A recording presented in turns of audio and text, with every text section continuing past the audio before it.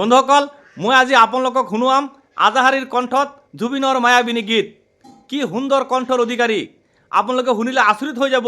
আপোনালোকে ভিডিঅ'টো চাব আৰু যদি আজাহাৰীৰ কণ্ঠটো ভাল লাগে আপোনালোকৰ ওচৰত এই ভিডিঅ'টো লাইক কমেণ্ট কৰি শ্বেয়াৰ কৰি দিব।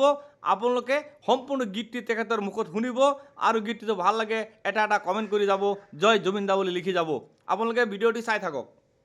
মায়াবিনী রাতের বুকুত দেখা পালো তোমার ছবি, ধরা দিলা গোপনে আহি হিয়ার কোণত।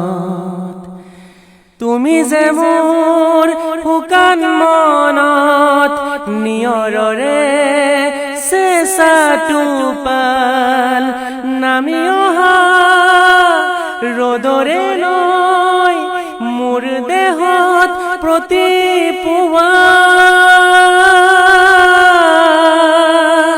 ধুমুহাৰ সতে মোৰ